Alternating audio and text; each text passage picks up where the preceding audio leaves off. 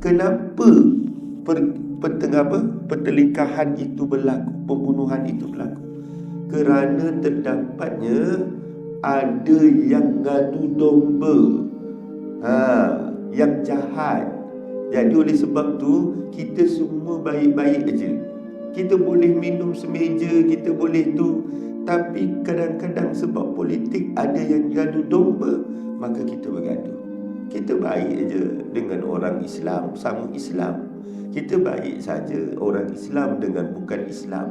Tapi ada orang yang gaduh domba, menggunakan kesempatan-kesempatan daripada kebaikan-kebaikan yang orang buat, maka dia cuba untuk menjadikan kebaikan itu satu kejahatan.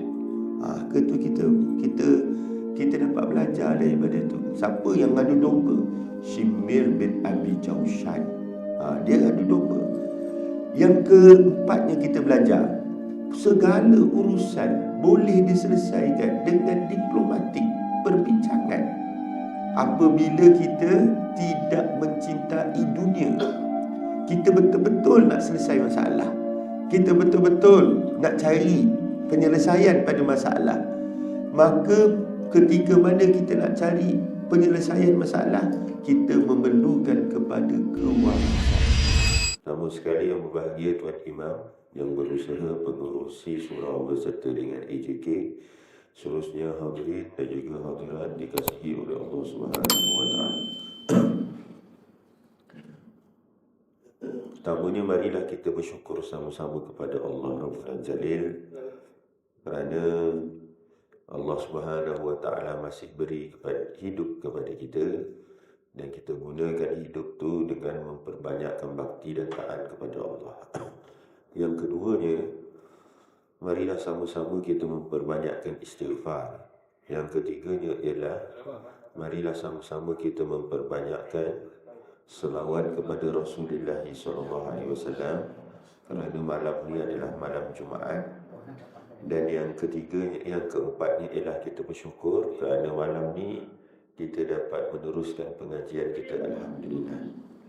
Hadirin dan hadirat dikasihi oleh Allah Subhanahu wa taala. Nanti kalau tak dekat-dekat dengan isyak kan, seminit lagi dan sebagainya, tolong maklumkan kepada saya lah. Sebab alarm untuk isyak tu dah tak ada lah. Tutup lampu ni. Nak tengok jam kat belakang tu baru pukul 5.46. Kan? 5.46. Jadi semua sumber untuk melihat waktu tu kan, saya pula boleh jadi bila Zoom dia sampai mengajar ni, maka tak tengok jam kadang-kadang kan. Jadi kalau macam-macam nak sekat sangat tu, sila maklumkanlah ya. Baik, yang keduanya, suara saya mungkin akan slow sikit lah, sebab suara pun dah berubah, ada penyanyi rock sikit, sebab demam ya. Dah 3 hari dah demam dah, tapi demamnya dah okey, cumanya suara tu sebab batuk. Hari tu kan hari Isnin ada majlis kan, dekat dekat Madrasah Tanzil. Saya lapar betul waktu tu kan. Saya sampai ke situ, yang ada cuma rambutan je. Saya dah tahu dah rambutan tu buat saya batuk, tapi tu je yang ada kan. Saya balut lah, banyak pula tu saya balut.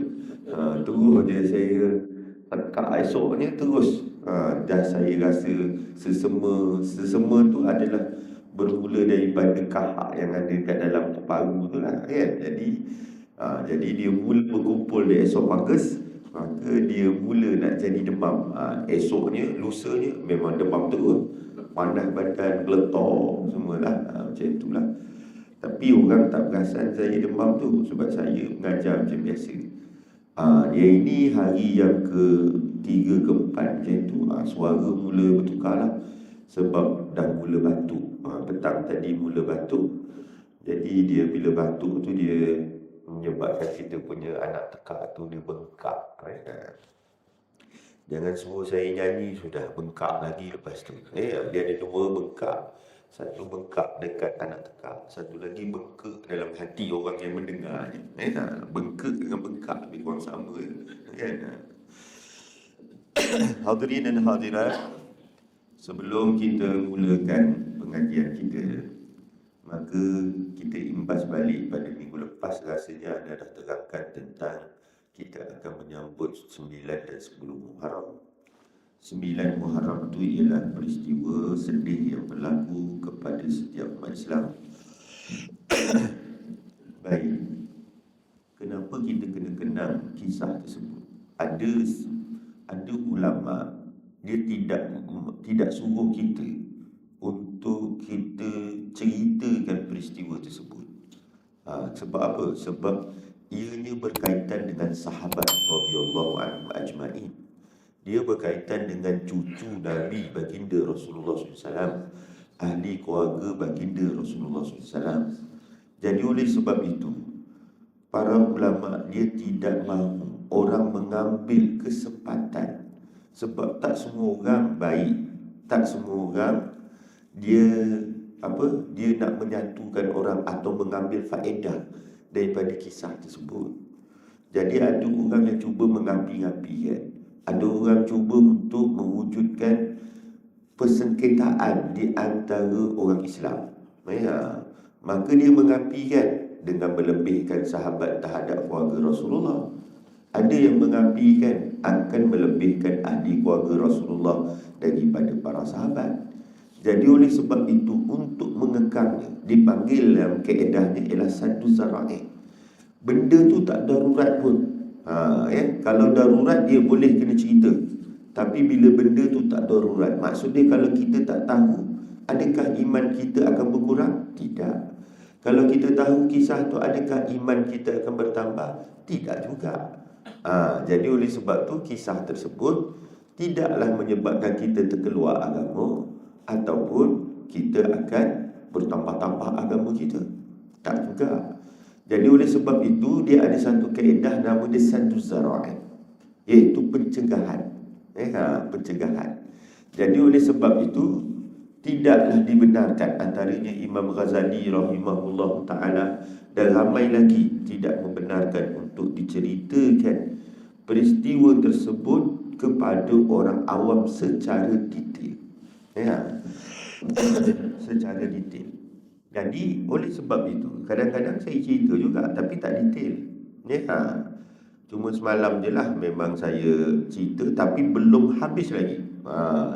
Semalam saya ada cerita agak sedikit detail kerana ada tetamu. Jadi oleh sebab itu saya cerita lebih mendalam tapi belum mendetail betul-betul.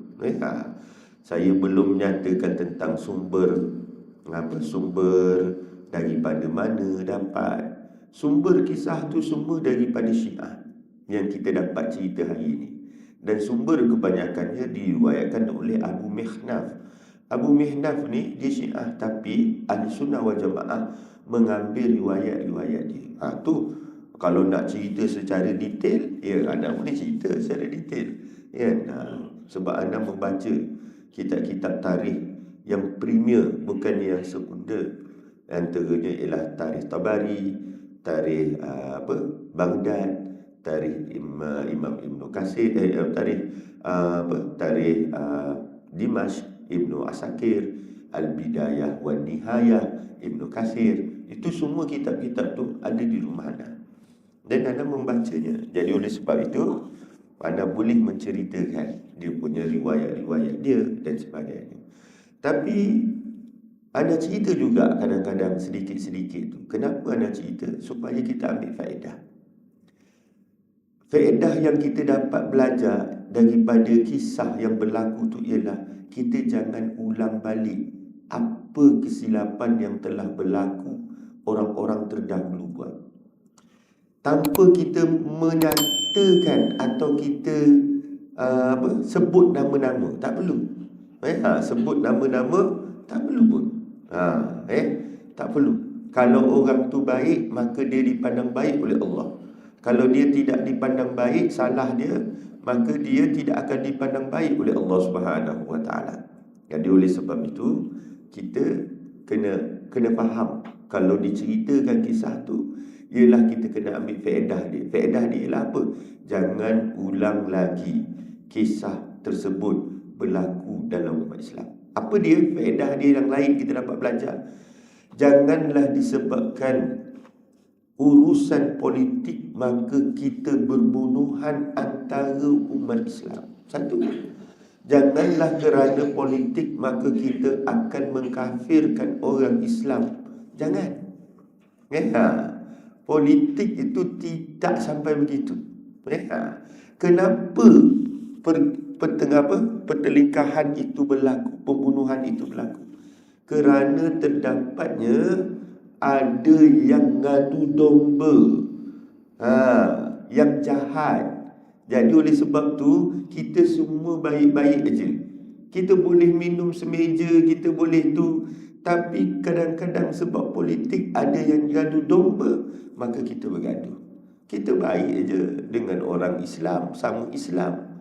Kita baik saja orang Islam dengan bukan Islam. Tapi ada orang yang ada domba, menggunakan kesempatan-kesempatan daripada kebaikan-kebaikan yang orang buat, maka dia cuba untuk menjadikan kebaikan itu satu kejahatan. Itu kita dapat belajar daripada itu. Siapa yang ada domba? Shimir bin Abi Jaushan. Dia ada domba. Yang keempatnya kita belajar, segala urusan boleh diselesaikan dengan diplomatik, perbincangan. Apabila kita tidak mencintai dunia, kita betul-betul nak selesai masalah, kita betul-betul nak cari penyelesaian pada masalah, maka ketika mana kita nak cari penyelesaian masalah, kita memerlukan kepada kewarasan.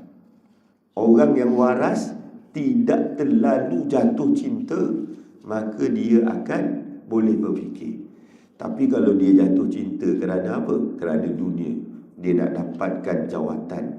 Dia buat itu kerana dia nak dapatkan jawatan. Kau buat ni, kau bunuh dia, maka kau telah selesaikan selesaikan pemberontakan ni. Maka nanti Yazid akan memuji kau. Yazid akan bagi kau jawatan yang besar. Kerana kecintaan kepada kemasyhuran itu, jawatan-jawatan keduniaan, maka kita akan menjadi pelaku perosak. Dan kita pula mengatakan inna nahnu muslihun. Kami sebenarnya nak selesai masalah tu. Tapi sebenarnya apa? Mereka itulah yang melakukan mufsiduna fil ard. Mereka kata mereka nak selesaikan masalah ni, tapi merekalah yang buat fasad di atas muka bumi. Jadi oleh sebab tu jangan jadi begitu. Itu yang kita kena belajar. Itu yang kita kena belajar daripada kisah tersebut. Jadi kalau kita nak belajar menjadikan kita umat lebih baik, bagus. Tapi berapa ramai orang yang nak ambil kisah tersebut dengan faedah-faedah baik dan nak menjadikan masyarakat lebih baik? Berapa orang yang nak menjadikan benda tersebut sebagai wadah untuk penyatuan? Tak ada. Ingat Rasulullah SAW ialah orang yang datang untuk menyatukan umat Islam. Siapa yang datang memecah belahkan umat Islam, bukanlah ia datang dengan apa yang Rasulullah bawa. Baik. Dan yang terakhir kita dapat belajar ialah menyatakan kebenaran. Menyatakan kebenaran. Walaupun walaupun ahli keluarga Rasulullah dibayar, diberi ganjaran daripada Sayyidina Muawiyah dan seterusnya, dijaga betul-betul. Kalau salah, ahli keluarga Rasulullah SAW tidak berharap pun dengan ganjaran itu. Kalau salah, ia tetap kata salah. Jadi oleh sebab itu, menyatakan kebenaran itu perlu. Amar ma'ruf dan nahi munkar. Kuntum khaira ummatin ukhrijat linnas. Kalian adalah umat yang paling baik. Tapi dengan syarat apa? Syarat dia ukhrijat linnas, yang mana dapat mengeluarkan orang. daripada kegelapan kepada cahaya, daripada kemunduran kepada kemajuan. Tapi dengan satu syarat, dengan dua syarat. Apa dia? Ta'muruna bil ma'ruf wa tanhauna 'anil munkar. Menyuruh melakukan kebaikan dan mencegah kemungkaran. Allah dulukan ta'muruna bil ma'ruf. Macam mana? Ma'ruf ni maksud dia tegur dengan baik, buat perbincangan, ikut saluran dan sebagainya. Kemudian barulah kita cegah dengan apa yang kita miliki. Tu buat benda baik dahulu. Kalau seandainya orang tak boleh buat benda baik, kita dahulu buat benda baik. Kita dahulu mencontohkan benda-benda baik. Maka itulah yang kita dapat belajar daripada kisah yang berkaitan dengan apa? Tersebut. Jadi oleh sebab itu tuan-tuan dan puan-puan, kita tahu kisah tu, kita buang yang buruknya, kita ambil yang faedah yang baik-baik. Kita ambil hikmah-hikmah. Cari guru-guru, ustaz-ustaz yang boleh menceritakan hikmah-hikmah. Bukannya kita diseret di dalam pertelingkahan yang dulu bertelingkah, sekarang pun bertelingkah lagi. Pertelingkahan dulu tu tak selesai sampai sekarang. Sekarang pun bertelingkah lagi. Jadi tak menyelesai masalah, tak jadi maju gitu. Allah Subhanahu wa taala dalam Quran, Allah akan bagi tahu nama Nabi dan nama Rasul satu. Dan Nabi itu Allah bagi tahu Nabi Ibrahim ke, Nabi Nuh ke. Dan Allah bagi tahu Nabi ni bertentang dia dengan siapa. Nabi Musa tu tentangnya dengan Fir'aun. Nabi Ibrahim tu tentangnya dengan Namrud. Dia bagi tahu watak-watak tersebut. Namun begitu, Allah Subhanahu wa taala tak bagi tahu detail tempat dia kat mana. Kalau selain daripada Nabi dan juga lawan kepada Nabi tu, kalau benda baik berlaku, maka Allah Subhanahu wa taala tak akan sebut. Contoh Ashabul Kahfi, tak disebut nama, orang pun tak tahu. Malah Allah pun tak nak kita bahaskan berapa jumlahnya. Ada yang mengatakan 3 orang dan 4 termasuk anjing. Ada yang mengatakan 5 orang dan 6 termasuk anjing. Ada yang mengatakan 7 orang dan 8 termasuk anjing. Allah tak beritahu pun. Allah tak beritahu tempat dia kat mana. Allah tak beritahu zaman dia bila. Allah tak beritahu orang dia siapa. Tak diberitahu. Kenapa tak beritahu? Sebab Allah Subhanahu wa taala mengajarkan kepada kita tentang satu idea besar, iaitu faedah yang dapat kita belajar daripada benda tu dan mengubah manusia. Ingat para cerdik pandai bagi tahu, orang-orang cerdik ialah orang yang memikirkan tentang idea-idea. Orang cerdik-cerdik, dia tak fikir tentang benda kecil-kecil. Dia fikir tentang idea-idea. Orang yang berfikiran rendah, maka dia akan berfikir tentang tempat, masa dan sebagainya. Dia sibuk dengan benda tu. Perbahasan dia apa? Saya yakin sangat Ashabul Kahfi dekat Jordan. Dia sibuk dengan tempat. Itu orang pemikiran rendah. Tapi orang pemikiran tinggi, dia fikir idea. Sebenarnya Ashabul Kahfi itu, kenapa Allah cerita? Apa faedah dia? Apa hikmah dia? Apa dia punya yang kita boleh ambil dan kita laksanakan dalam kehidupan kita hari ini? Itu idea cerdik. Tapi kalau orang tu idea dia rendah, dia cerita pasal orang. Dia cerita pasal orang, dia cerita pasal tempat, dia cerita pasal benda, dia cerita pasal tu lah. Anjing tu bukan anjing biasa. Dia cerita. Anjing tu ada nama. Dia cerita bab tu lah. Tapi orang yang dia tu sampah, Dia tu asyik cerita tentang keburukan je. Dia cerita buruk orang ni, cerita buruk orang ni, cerita buruk orang ni. Kalau malaikat turun cerita pun buruk, malaikat pun buruk dia cerita. Semua buruk belaka. Itu orang yang sampah akal pemikiran dia. Jadi Allah kata yukhrijukum minaz zulumati ilan nur. Kami keluarkan kamu daripada kegelapan kepada cahaya. Macam mana? Allah ubah cara pola berfikir kita. Allah datangkan Quran supaya kita fikir tentang isi, tentang idea, tentang hikmah yang kita dapat belajar daripada sesuatu yang Allah sebut dalam Quran. Maka otak kita berfikir. Otak kita menjadi orang hebat. Dalam tempoh hanya 10 tahun, Nabi Muhammad SAW duduk di Madinah, dapat mengubah daripada sebuah negara kecil tapi menjadi sebuah negara besar. Daripada orang-orang kecil menjadi orang-orang besar. Orang-orang besar inilah yang akhirnya semua yang akhir mentadbir dunia. Semua sahabat-sahabat ni yang kita dengar-dengar nama dia orang jadi gubernur sini, jadi gubernur sini, gubernur Mekah, gubernur Madinah, gubernur Bahrain, gubernur Kufah, gubernur Basrah, gubernur semua sahabat-sahabat ni. Jadi dia orang tu berubah corak berfikir, pola berfikir berubah menjadi orang hebat dan dapat menguruskan dapat mengurus di peringkat antara bangsa. Sebab apa? Sebab mereka betul-betul faham apa yang Allah nak. Jadi oleh sebab itu Allah tak sebut nama-nama tu, tempat-tempat tu, orang-orang tu. Allah tak sebut. Sebab Allah mengajar kita supaya mengubah pola berfikir kita, cara berfikir kita menjadi orang yang hebat.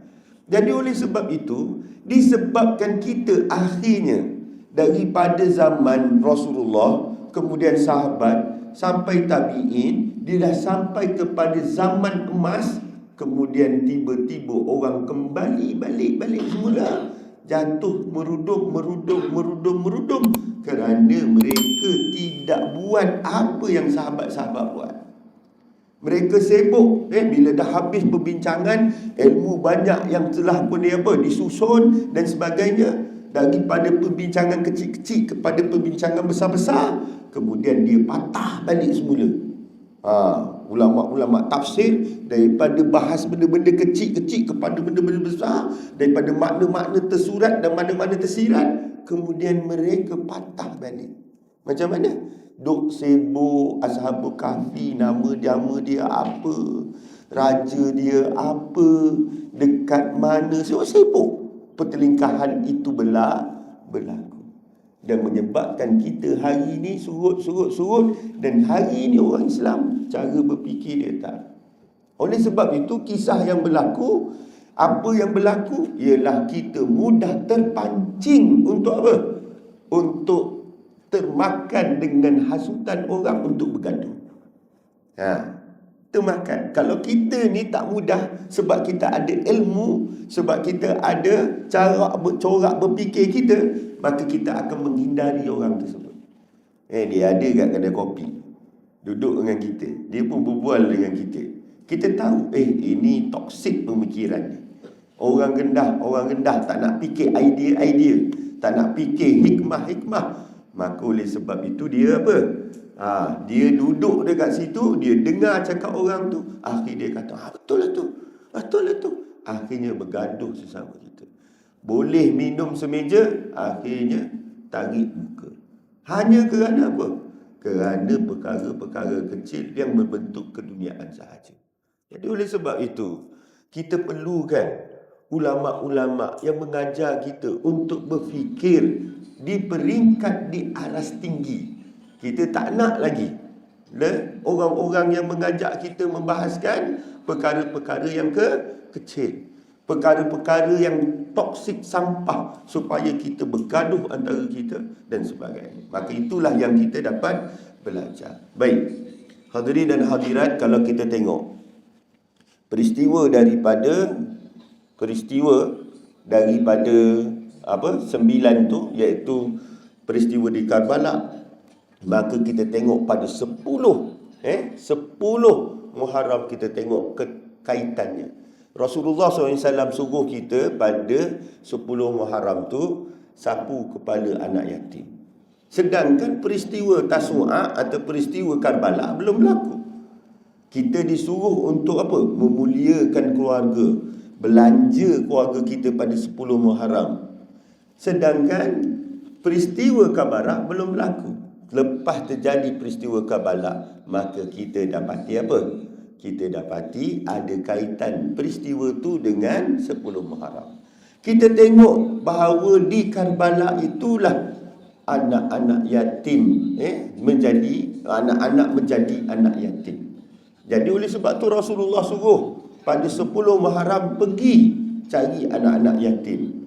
Daripada 9 Muharram di peristiwa Karbala itulah maka terjadinya apa? Pembunuhan keluarga. Maka sayangilah keluarga anda yang ditunjukkan oleh Rasulullah SAW.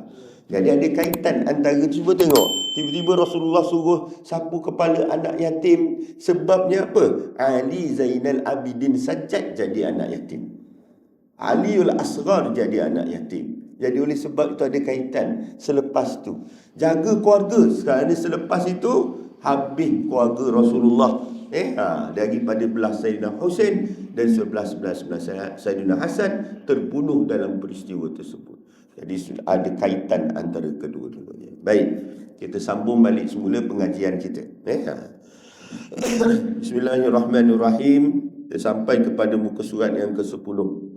Qala al-muallif rahimahullah wa nafa'na bihi wa bikum amin insyaallah. Dan sesiapa pula yang belum mencapai makam jamak, sudah tentu belum lagi sempurna keyakinannya. Makam jamak ni ialah apabila ia sa'i. Sebab yakin ni ada 3 cara untuk mencapai tahap keyakinan. Satu dipanggil sebagai ilmu yakin. Ilmu yakin ni ialah kita yakin berdasarkan ilmu.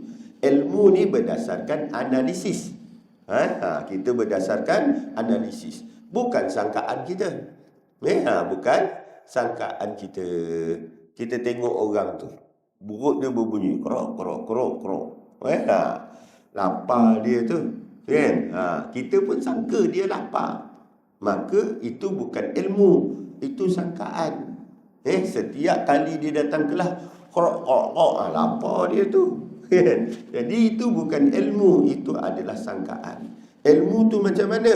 Ilmu tu ialah dia kena buat analisis. Rupa-rupanya dia itu ada masalah di dalam perut. Maka dia kaji.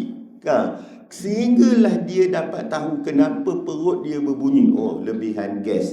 Kenapa gas tu berlaku? Kerana dia makan bukan pada waktu yang tepat untuk dia. Contoh dia, maka berlakulah gas, atau dia tak makan.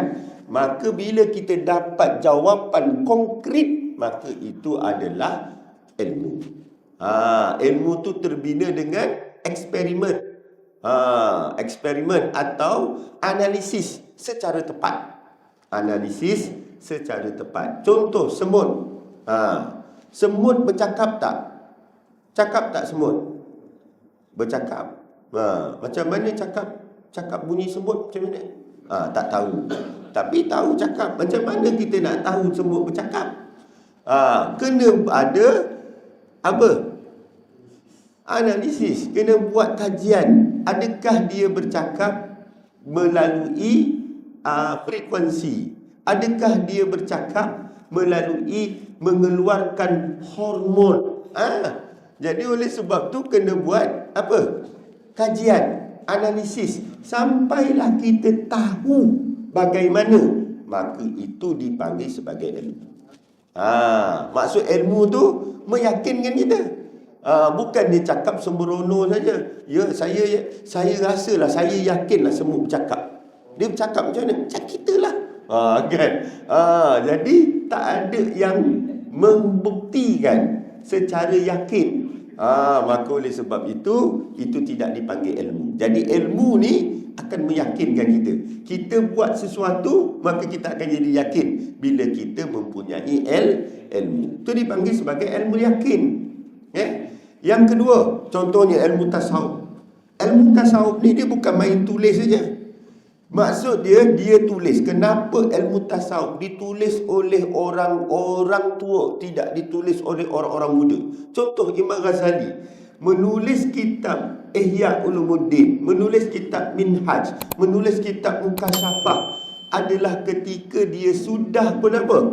Sudah pun berusia tua.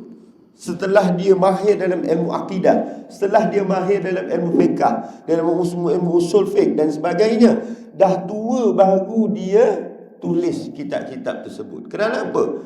Kerana dia sendiri buat kajian. Ketika mana dia tulis kitab Minhajul Abidin, maka dia berjalan mencari orang-orang yang beramal ibadah. Dalam gua dia cari. Di atas gunung dia cari. Kemudian di mana? Di dalam masjid dia cari. Ada orang yang sedang bekerja dia cari. Dia pergi cari itu, dia tengok apa kekuatan orang tu, apa kelemahan orang tu, kat mana tingkat dia, apa semua tu. Maka baru dia tulis namanya Minhaj. Minhaj tu apa? Metod, cara orang beribadah. Maka dia tulislah metod tu, ciri-ciri. Maka dia bahagikan manusia terbahagi 3 kumpulan. Iaitu kumpulan orang awam, kumpulan orang khawas, kumpulan orang khawasul khawas. Dia beritahu ciri-ciri orang awam macam mana, ciri-ciri orang khawas macam mana, ciri-ciri orang khawasul khawas macam mana. Maka dia tengok orang yang pergi beramal ibadah tu, apa kelemahan dia. Dalam orang ulama, apa kelemahan dia. Semua ulama ibadah tapi ada kelemahan dia. Orang yang sedang ibadah tu sendiri pun ada kelemahan dia. Maka dia tulis dalam kitab Minhaj. Dia tengok semua. Dia bukan main tulis je. Bukan tengok dia tak suka ulama tu maka dia tulis kat dalam tu. Tak. Jadi oleh sebab tu dia buat kajian. Itu dipanggil sebagai ilmu. Bila kita baca tu pun kita yakin. Itu dipanggil sebagai ilmu yakin. Bila kita ada ilmu tu maka kita yakin. Kita nak beramal pun kita yakin sahnya amalan kita. Sebab kita ada ilmu. Yang kedua dipanggil sebagai ainul yakin. Ainul yakin ni ialah dilihat dengan mata kepala dia sendiri. Dilihat dengan mata kepala. Saya bagi satu perumpamaan, analogi. Kita nak beli makanan. Kan? Makanan yang ada dekat kedai-kedai itu. Maka kita pun belajarlah. Kalau nak tahu halal, maka kita tengoklah ada tanda JAKIM tak. Kita pun tengok. Sekali tulis Jawi. Lam alif lam. Kan? Gitu aja. Dia tulis gitu aja. Kan? Lam alif lam. Itu warna hijau. Itu warna bulat pula. Gitu je. Ada tulis halal. Tapi kita belajar. Ini bukan halal JAKIM. Jadi kita pun buka. Tengok, halal JAKIM kena macam ni. Ada tulis Malaysia, ada tulis JAKIM Malaysia dan sebagainya. Dicop. Kemudian barulah kita yakin ianya halal. Macam itu. Macam mana kita tahu itu halal? Sebab kita belajar je. Kita tengok ke barang yang dimasukkan dalam tu? Tak tengok pun. Kita tengok ke yang orang tu sembelih dia kata makanan dia halal. Makanan halal. Makanan tu asas dia ialah daripada daging. Kita tengok ke dia sembelih lembu tu? Tak. Kita tengok ke bahan-bahan yang dimasukkan tu halal ke tidak? Tidak. Tapi kita yakin dia halal berdasarkan tengok kita tadi tu. Tengok berdasarkan ilmu yang kita tengok halal tu. Itu berdasarkan ilmu tu JAKIM punya. Maka kita makan. Maka itu dipanggil sebagai ilmu yakin. Tapi pegawai-pegawai JAKIM yang tengok sendiri proses tu, adakah sama yakin dia dengan kita yang tengok lambang aja? Taklah. Pegawai JAKIM yang tengok tu, dia sendiri tengok orang sembelih lembu tu. Dia sendiri tengok proses-proses tu. Dia sendiri tengok macam mana masuk dalam kuali tu. Dia sendiri tengok macam mana packaging tu. Dia sendiri tengok. Maka dia sendiri lebih yakin berbanding orang yang berdasarkan ilmu tu saja. Tu dipanggil sebagai ainul yakin. Pegawai jakim tu ialah ainul yakin. Baik. Dan dia yang ketiga dipanggil sebagai hakul yakin. Hakul yakin ni apa? Siapa boleh jawab? Hakul yakin ni, tadi saya bagi analogi. Analogi dia ialah kalau dia itu ilmu yakin, kita yang tengok produk ada tulis jakim, itu adalah ilmu yakin.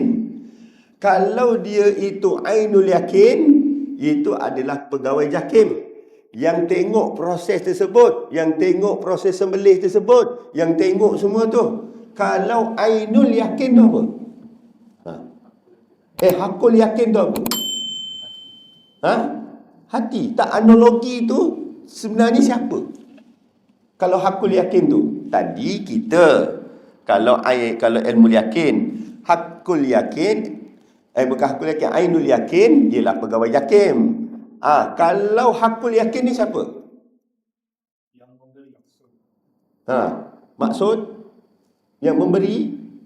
Tak, objeknya apa? Tadi kan saya beritahu objek ni kita. Objeknya ialah pegawai jakim. Kalau hakul yakin tu apa? Lembu yang mati tu. Lembah produk tu. Lembu tu dia yang tahu dia dah mati. Dia tahu kena sembelih. Dia yang tahu. Dia yang kena sembelih. Dia tahu aku dah kena sembelih dah ni. Aku tahu halal lah ni. Darah aku dah keluar dah. Tu dia. Maksud dia sendiri benda tu. Maka oleh sebab itu kita ni nak yakin ada yang kita dapat melalui ilmu. Allah ni begini ilmu. Tapi ada orang yang beramal akhirnya dapat syuhud pada Allah. Tengok depan mata dia, tengok angin, maka dia rasa angin. Maka oleh sebab itu dia pun dapat kait dengan Allah. Itu ainul yakin. Tapi hakul yakin bila dia serap. Tadi dia syuhud, dia menyaksi. Sekarang dia menyerap. Dia sendiri adalah makhluk tersebut. Dia sendiri yang merasai kewujudan Allah. Dia rasa diri dia tu adalah kewujudan Allah Subhanahu wa taala. Itulah yang dipanggil sebagai maqam jamak, iaitu hakul yakin. Puncak paling tinggi ialah hakul yakin. Dan hakul yakin itulah namanya bila sampai dia maqam jamak. Bila dia dah rasa bersatu dah.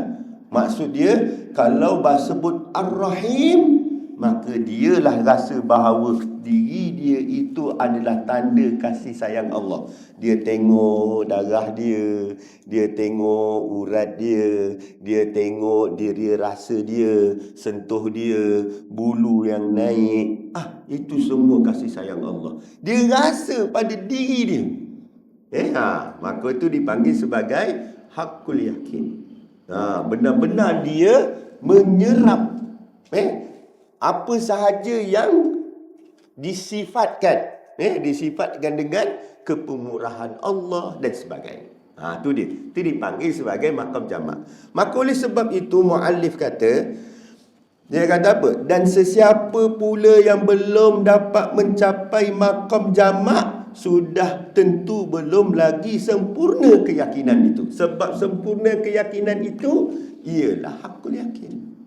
Boleh faham semua jadi oleh sebab itu, kalau orang yang sudah pun terserap dan merasai keagungan Allah dalam diri dia, maka orang tu dapat maqam jamak. Dan orang itulah sebenar-benarnya merasai keyakinan. Baik, ini berarti dia terpedaya lantaran terhenti bersama dengan ibadatnya. Sebab si salik itu masih memandang kepada makamnya, iaitu makam tawakal zahid atau makam tawakal atau sebagainya.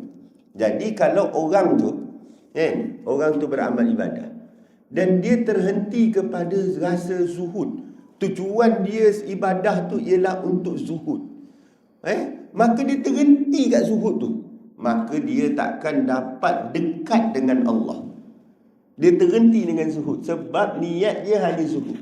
Ada orang datang ibadah, aku tak nak masuk neraka, terhenti kat situ.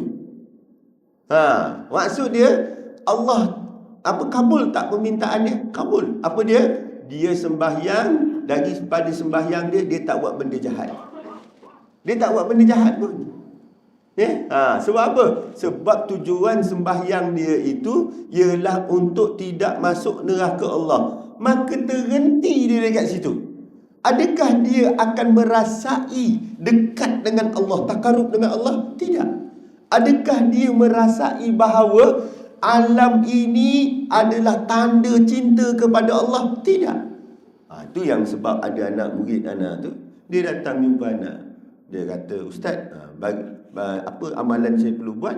Maka saya pun katalah, baca amalan 1000 la ilaha illallah. Sebulan lepas tu kamu datanglah jumpa Ustaz. Kalau ada apa-apa beritahu Ustaz. Sebulan dia buat. Masuk bulan kedua datang, Ustaz, saya dah buat dah macam Ustaz suruh, 1000 satu hari, tak ada apa-apa pun. Kalau macam tu kamu buatlah 2000. Sebulan lagi datang, dia pun buat 2000. La ilaha illallah tiap-tiap hari, la ilaha illallah, la ilaha illallah. Masuk bulan 3 datang, Ustaz, ni saya dah buat 2000 dah tiap-tiap hari, tak miss, tak ada apa-apa pun. Saya pun kata, buat lagi 3000. Sampailah 5000. Sampai 5000 dia pun tanya, Ustaz, saya dah sampai 5000, tak ada apa-apa pun. Apa yang maksud tak ada apa-apa ni? Kau nak apa sebenarnya? Kau nak apa sebenarnya? Kau nak jumlah. Kalau kau nak jumlah, kau capai tak jumlah? Capai. Tapi kalau kau nak Allah, maka kau akan dapat Allah. Tapi kalau kau nak jumlah, maka kau dapat jumlah tu. Kau kata kau nak berapa zikir, aku bagi kau 1000. Kau buat 1000, dapat tak? Dapat. Maka dia terhenti dekat jumlah. Maka dia tak akan dapat maqam jamak. Sebab dia bukan minta Allah. Faham tak? Sedangkan maqam jamak itu ialah yakin dengan Allah Subhanahu Wa Taala. Yakin dengan sifat-sifat Allah yang mana ianya terbesit dalam diri orang tu. Menjadi satu. Seperti air teh yang campur teh dengan susu tu, campur, dia tak tahu mana satu teh dah, yang mana satu susu dah bercampur. Gitulah. Bila dia dalam diri dia ada kasih sayang Allah, maka yang dilihat semua sayang aja. Macam itu. Dia tak nampak pun yang itu adalah apa? Adalah sesuatu yang kurang. Tetapi dia nampak kasih sayangnya, walaupun bentuknya kurang. Contohnya dia terjatuh. Ya Allah, Alhamdulillah, terima kasih ya Allah, terjatuhnya aku menyebabkan aku terselamat ya Allah. Ada orang terjatuh terjumpa jodoh, ada kan? Terjatuh tiba-tiba tersangkut. Betul, orang pun ambil buku dia, jumpa jodoh. Kenapa Cik Din senyum je kan? Lain macam Cik Din senyum tu. Jadi oleh sebab itu kan, dia nampak baik je walaupun benda tu tak baik. Sebab apa? Sebab kasih sayang Allah dah menyerap dalam diri dia. Maka yang kelihatan ialah kasih je, sayang aja. Tak ada benda selain daripada itu. Itu dipanggil sebagai maqam jamak. Jadi orang beramal ibadah kadang-kadang dia tersangkut. Tersangkut kat mana? Sebab hujung dia tu bukan Allah. Dia buat itu hujung dia bukan Allah. Hujung dia nak buat amal ibadah kerana lepas daripada neraka. Boleh ke? Boleh, tak ada masalah. Dia dapat ke? Dapat. Dia tak masuk neraka.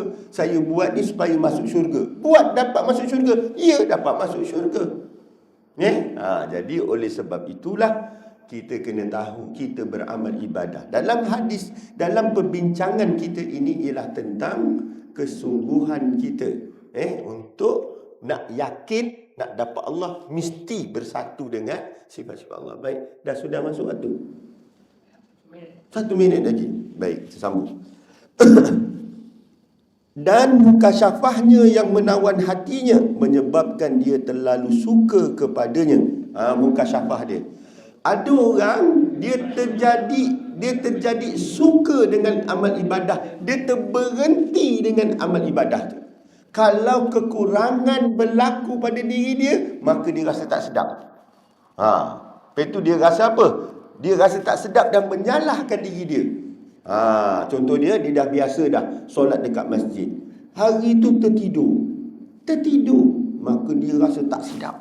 Dia rasa apa? Hari ni tak lengkap, dia salahkan diri dia. Ni semua salah aku. Kenapa aku tidur? Tidur tu siapa bagi? Allah. Dia nak salahkan siapa tu? Dia buat apa? Dia terberhenti kat sedap amal ibadah tu. Ada orang terberhenti sedap dekat zikir. Zikir dia sorang-sorang. Dia tak nak zikir ramai-ramai. Tak nak zikir. Sebab apa? Saya lebih syok zikir sorang-sorang. Sedangkan afdalnya zikir jemaah. Saya syok solat sorang-sorang kat rumah. Saya tak syok solat dekat jemaah, dekat surau atau masjid. Betul ke salah? Salah. Jadi dia terberhenti amal ibadah dia. Ya, amal ibadah. Tapi betul tak betul? Tak betul. Betulnya ialah di masjid. Jadi hati dia tu terberhenti di situ. Baik. Bagilah luar azan.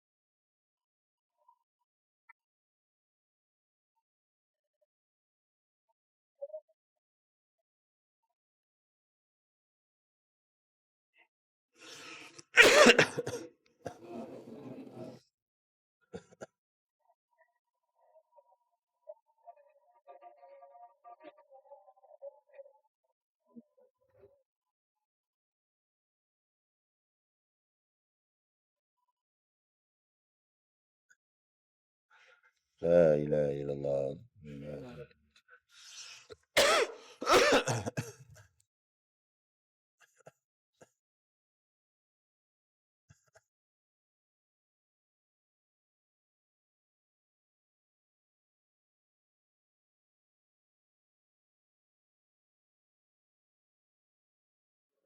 Bismillahirrahmanirrahim. Kita sambung sikit lagi.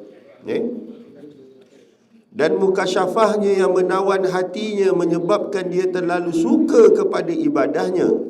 Maqam dan mukasyafah tersebut, dia dapat rasa zuk, maka dia rasa seronok untuk buat amal ibadah. Baik, yang kita cerita ni ialah orang yang beramal ibadah. Kita tak cerita orang yang berbuat maksiat atau meninggal ibadah. Sebab ini ialah ilmu tasawuf. Ilmu tasawuf ialah orang yang sudah pun beramal ibadah. Orang yang nak menyempurnakan hati dia. Orang yang bermaksiat, maka hatinya memang rosak. Jadi ini ialah ilmu tasawuf yang mana membahaskan di peringkat-peringkatnya. Jadi kalau ada orang beramal ibadah untuk tujuan dunia, boleh ke tak boleh? Boleh. Dia baca Yasin untuk menolak bala. Dia pergi ziarah kubur sebab hati dia luka lara dan sebagainya. Maka ada tujuan-tujuan daripada dunia. Boleh tak? Boleh. Tapi itu adalah laras bagi orang-orang awam. Baik. Bagi orang yang khawas pula, dia buat amal ibadah untuk lepaskan diri dia daripada azab api neraka, atau tujuan dia untuk masuk ke dalam syurga. Itu adalah laras dia. Tapi laras bagi orang yang nak capai Allah, itu adalah khawasul khawas. Berbeza. Jadi oleh sebab itu dia kata bahawa mukasyafahnya yang menawan hatinya menyebabkan dia terlalu suka kepadanya, iaitu ibadah, makam dan juga mukasyafah. Mengakibatkan bila dia suka sembahyang tu secara solo, secara sendiri, dia tak suka secara jemaah, mengakibatkan dia terhijab dan terlindung daripada hak Allah Ta'ala. Maka dia tak dapat Allah. Jadi dia terhijab. Dia tidak dapat merasai nama-nama dan sifat-sifat Allah tu sehingga menyerap dalam diri dia. Dia tak akan dapat makam jamak tersebut dan dia sendiri tidak akan sampai kepada tahap yakin. Baik. Contoh kita ilmu yakin, iaitu kita baca Quran. Kita yakin tak? Yakin. Tapi kita cuba dapat baca Quran. Daripada siapa kita dapat? Daripada alim ulama. Kita dapat ilmu tak daripada Quran? Ya, kita dapat ilmu tersebut. Yakin tak kita? Yakin. Tapi itu adalah laras yakin bagi ilmu yakin. Ulama dia yakin, dia buat benda tu. Yakin tak? Yakin. Dia buat tu sendiri. Maka dia tu dipanggil sebagai ainul yakin. Tapi kalau hakul yakin, Nabi yang terima wahyu tu sendiri, maka itu adalah hakul yakin. Macam itulah dia punya analogi bagaimana kita nak membahas tahap-tahap keyakinan yang sempurna.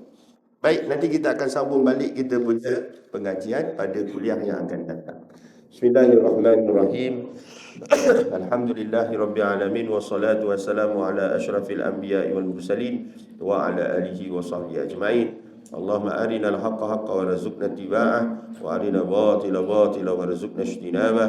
Wa sallallahu alaihi sayyidina Muhammadin wa ala alihi wa sahbihi wasallam. Alhamdulillahirabbil alamin. Allah